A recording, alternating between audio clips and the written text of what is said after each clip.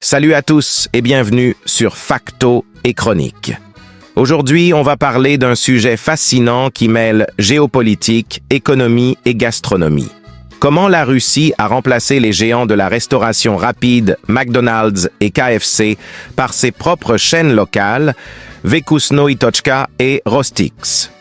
Si vous aimez le contenu de la chaîne, n'oubliez pas de vous abonner et d'activer la cloche pour ne manquer aucune de nos vidéos. Allez, c'est parti. En 2022, suite à l'invasion de l'Ukraine par la Russie, de nombreuses entreprises occidentales ont décidé de quitter le marché russe en signe de protestation contre les actions du Kremlin. Parmi ces entreprises, McDonald's et KFC, deux géants américains de la restauration rapide, ont fermé des milliers de leurs restaurants en Russie, laissant un vide énorme dans le secteur.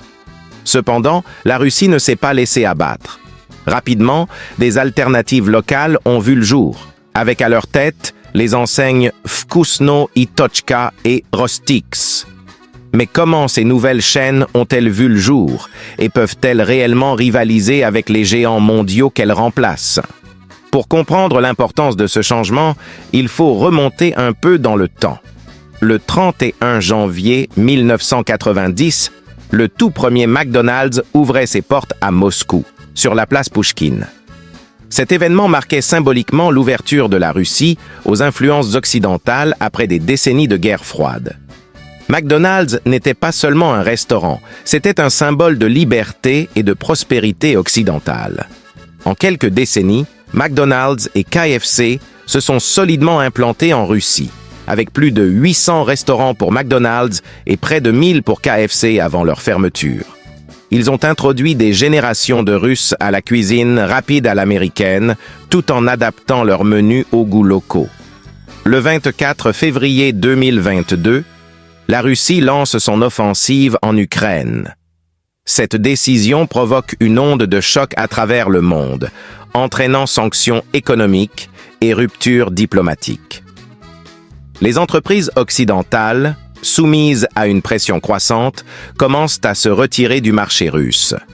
McDonald's, l'un des premiers à se retirer, ferme temporairement ses restaurants en mars 2022, avant d'annoncer en mai de la même année qu'il se retirait définitivement de Russie après plus de 30 ans de présence.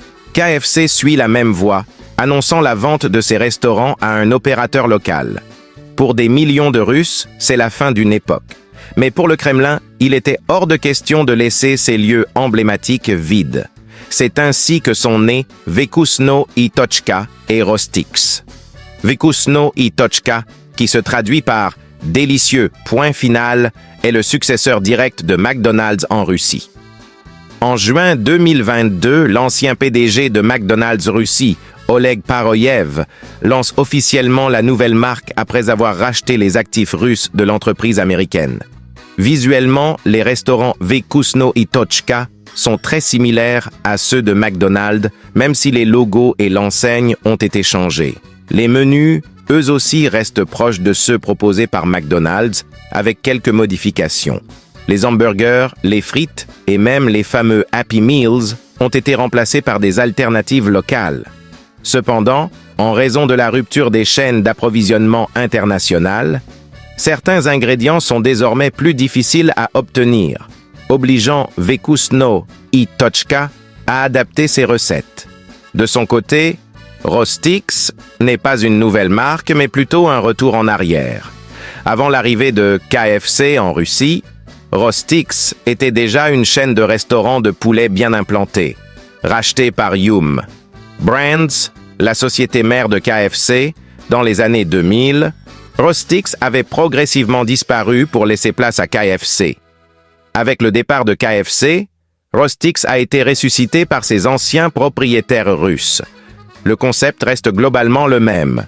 Du poulet frit, des burgers, des accompagnements classiques, comme des frites ou des salades. Cependant, tout comme pour Vkusno i Tochka, des ajustements ont dû être faits pour pallier le manque d'ingrédients importés. Remplacer des géants comme McDonald's et KFC n'est pas une tâche facile. Vkusno i Tochka et Rostix doivent relever de nombreux défis. dont le plus important est celui de la qualité. Les Russes étaient habitués à une certaine norme de qualité et à des goûts spécifiques que McDonald's et KFC avaient su maintenir au fil des années.